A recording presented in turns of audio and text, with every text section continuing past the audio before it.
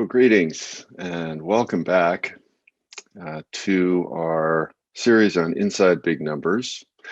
And as I mentioned, I might do more of these. So this is an extra bonus one. And in this episode, I really want to look at the issue of big numbers and language, particularly in relation to issues of criminal justice and how we perceive people as good or bad in society.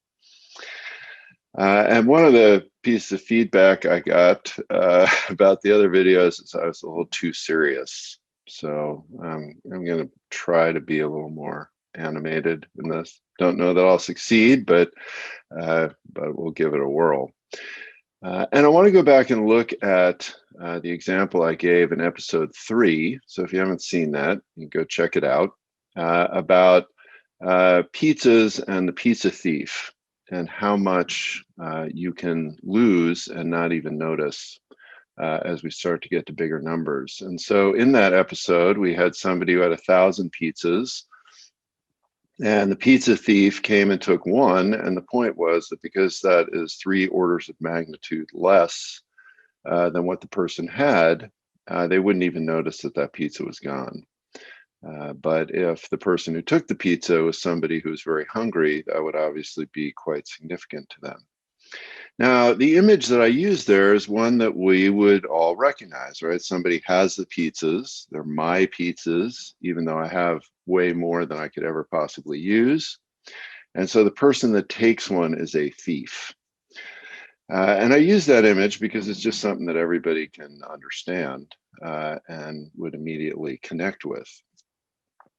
But I want to really look at that for a second, right? So the person that has 1,000 pizzas, way more than they could ever possibly use, is seen as hardworking or industrious or smart, right?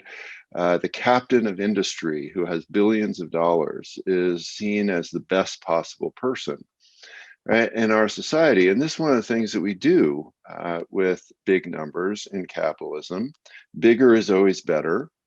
Smaller is always worse.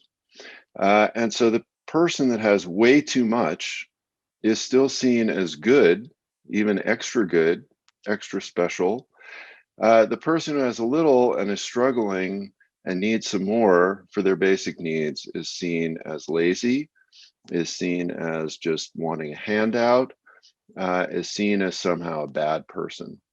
And this is something that we really need to change. Right? We need to change. Why is it that somebody that hoards more than they could ever possibly use is seen as good? Right? Why aren't they seen as having perhaps a mental illness?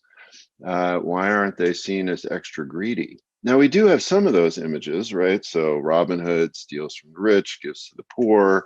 We have this phrase robber barons that was popularized in terms of the industrial folks in the late 19th, early 20th century. But generally speaking, those are minority images, right? The majority image is that we lift up the people that have more as being really great. And then maybe when they give away a few crumbs, they're seen as being generous, right? But if they don't pay their workers a living wage, well, that's fine. That's just capitalism, right? If they take and they move their factories to somewhere where they can get away with having slave labor, well, that's fine. That's just capitalism. They're being smart, right? They're returning value for their shareholders.